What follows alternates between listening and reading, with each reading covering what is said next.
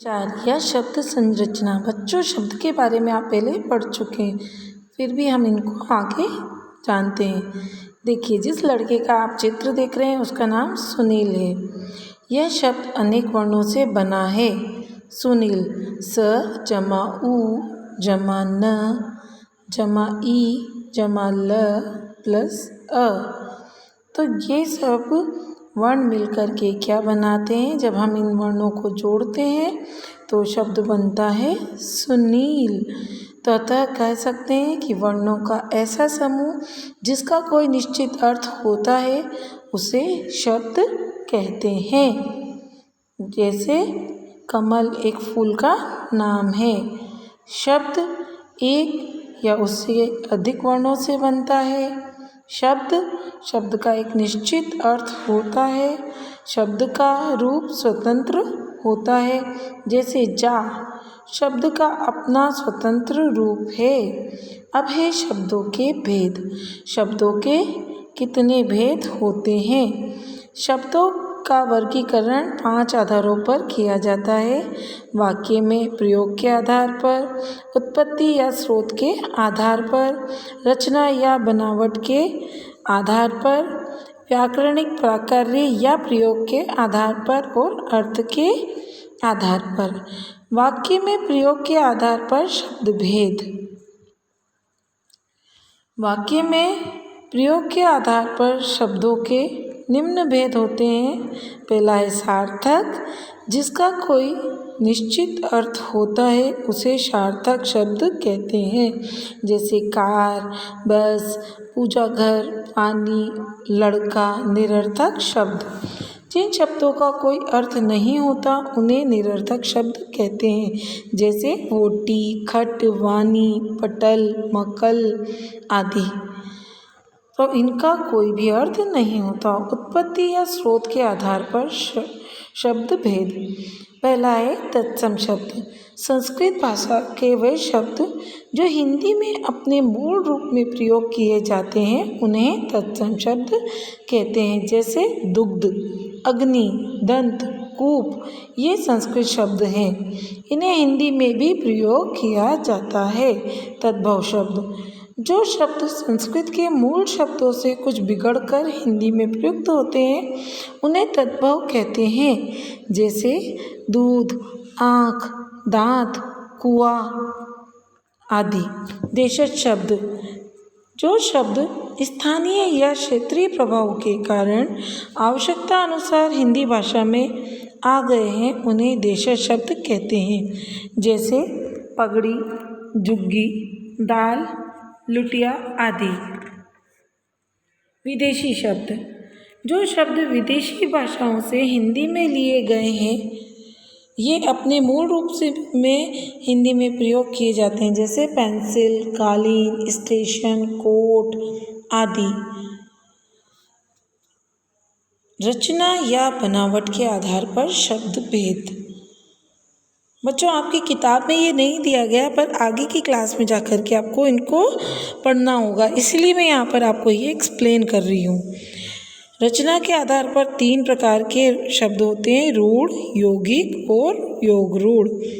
रूढ़ किसे कहते हैं? जो शब्द अपने में पूर्ण होते हैं और जिनके टुकड़े करने पर उनका कोई भी अर्थ नहीं निकलता, जो परंपरा से विशेष अर्थ के लिए प्रयोग किए जाते हैं उन्हें रूढ़ शब्द कहते हैं। जैसे फूल, रूढ़ का एक शाब्दिक अर्थ भी होता है कि जो अर्थ पुराने समय से प्रचलित हो गया है किसी चीज़ के लिए वो क्या कहलाता है? रूढ़ कहलाता है, जो रीति से प्रचलित हो गया है। जैसे फूल, फूल में फूल, फू जमा ल बराबर फूल, ये शब्द बना और इनका टुकड़े करने पर कोई भी अर्थ नहीं निकल रहा है। इस प्रकार पुस्तक, कमल, फल, ये सभी रूढ़ शब्द हैं।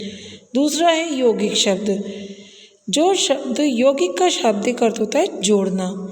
जो शब्द 2 सार्थक शब्दों के योग से मिलकर के बने हो और जिसके टुकड़े का अपने आप में कोई अर्थ निकलता उन्हें यौगिक शब्द कहते हैं। जैसे राजमहल, अब इसके टुकड़े करेंगे राजा जमा महल, तो राजा का भी अपने आप में एक अर्थ है और महल का भी एक अर्थ निकलता है।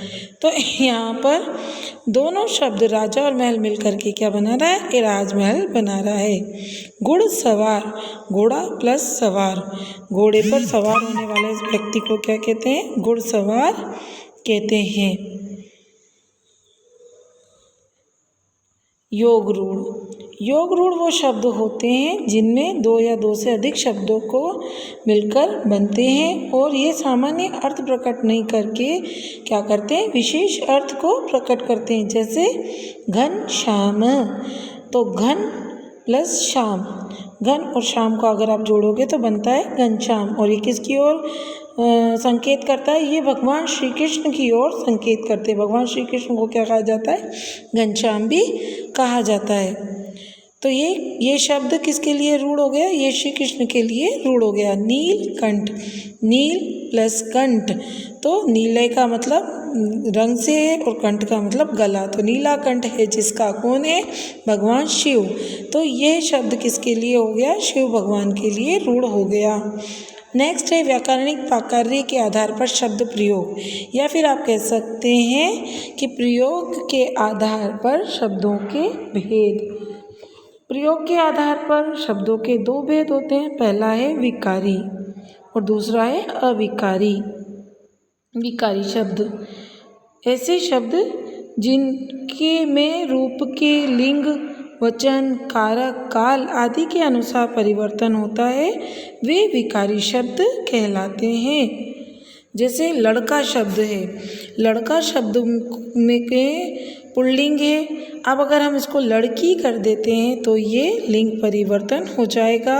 अगर लड़के कर देते हैं तो ये वचन परिवर्तन होगा और लड़कों के लिए होगा तो ये कारक का प्रयोग करने पर इसमें परिवर्तन आ जाएगा। अतः ये विकारी शब्द है जिसमें लिंग, वचन और कारक के अनुसार परिवर्तन हो गया। अब विकारी शब्द भी 4 प्रकार के होते हैं, पहला संज्ञा, दूसरा सर्वनाम, तीसरा विशेषण, चौथा क्रिया। अब इनके अनुसार जिनमें परिवर्तन आता है वो विकारी शब्द होते हैं। जैसे हाथी, हाथी का हथनी करा तो ये लिंग के अनुसार परिवर्तन आया, हाथियों के लिए तो ये कारक के अनुसार। सर्वनाम में, हम, हमें, इसमें लिंग और कारक के अनुसार परिवर्तन आया। नेक्स्ट है विशेषण, विशेषण बड़ा पुल्लिंग, बड़ी कर देंगे स्त्रीलिंग, बड़े कारक के अनुसार, तो लिंग, वचन, कारक के अनुसार परिवर्तन हो रहा है इसमें भी। क्रिया, हंसता पुल्लिंग, हंसती स्त्रीलिंग, हंसते बहुवचन, तो यहाँ पर लिंग, कारक, वचन अनुसार सब में परिवर्तन हुआ है, इसलिए ये क्या है, इसलिए ये अविकारी शब्द कहलाते हैं। अब है अविकारी शब्द। अविकारी शब्द किसे कहते हैं, अविकारी शब्द विकारी शब्दों के विपरीत होते हैं, मतलब उल्टे होते हैं। इन शब्दों के रूप में कोई भी परिवर्तन नहीं होता। जैसे संध्या तेज तेज चलती है, प्रतीक तेज तेज चलता है। इन उदाहरणों में संध्या स्त्रीलिंग है, प्रतीक पुल्लिंग है और क्रिया चलती चलता लिंग के अनुसार परिवर्तन हुआ, परंतु तेज तेज में कोई भी परिवर्तन नहीं हुआ। अतः तेज तेज क्या है, अविकारी शब्द है। इनमें लिंग, वचन, कारक के अनुसार परिवर्तन नहीं होता है। जिन शब्दों का लिंग, वचन, कारक, काल आदि के कारण रूप परिवर्तित नहीं होता उन्हें अविकारी शब्द कहते हैं। इसी तरीके से और भी है अविकारी शब्दों के भेद। अविकारी शब्दों के 4 भेद होते हैं, क्रिया विशेषण, संबंध बोधक, समुच्चय बोधक शब्द और विस्मयादि बोधक शब्द। क्रिया विशेषण, क्रिया विशेषण में देखिए आप तेज, बाहर, अक्सर, शीघ्र आदि ये से शब्द क्रिया विशेषण होते हैं। उदाहरण के रूप से देखिए महिला धीरे धीरे चलती है, महिलाएं धीरे धीरे चलती है। अब महिला और महिलाओं में लिंग के अनुसार परिवर्तन हुआ, धीरे धीरे में कोई भी परिवर्तन नहीं हुआ। चलती है और चलती हैं में भी क्रियाओं में परिवर्तन हुआ, पर इस क्रिया का फर्क धीरे धीरे पर नहीं पड़ रहा है। संबंध बोधक, प्यास के मारे बुरा हाल हो गया, अंकित डर के मारे कांपने लगा। तो प्यास और अंकित शब्दों का प्रभाव के मारे के ऊपर बिल्कुल भी नहीं पड़ रहा है। अतः के मारे शब्द क्या है? के मारे शब्द अविकारी शब्द है, समुच्चय बोधक शब्द। नीलू और सीमा ने फिल्म देखी, प्रतीक, चारू और संगम विद्यालय गए। अब नीलू और सीमा, प्रतीक, चारू, संगम, इसका और के ऊपर कोई भी फर्क प्रभाव नहीं पड़ रहा है। अतः और शब्द भी क्या है? और शब्द भी अविकारी शब्द है, क्यों? विस्मयादि बोधक शब्द। अरे सीमा तुम कहाँ गई?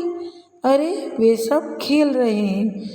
यहाँ पर सीमा शब्द स्त्रीलिंग है और एक वचन में, और वे बहुवचन शब्द है, पर इसका अरे पर कोई भी प्रभाव नहीं पड़ रहा है। अतः अरे शब्द भी अविकारी शब्द है, क्योंकि उसके ऊपर लिंग वचन का फर्क नहीं पड़ रहा है। अतः आप कह सकते हैं कि क्रिया विशेषण, संबंध बोधक, समुच्चय बोधक तथा विस्मयादि बोधक शब्दों का रूप कभी परिवर्तित नहीं होता। अतः ये सब अविकारी शब्द है। Thank you.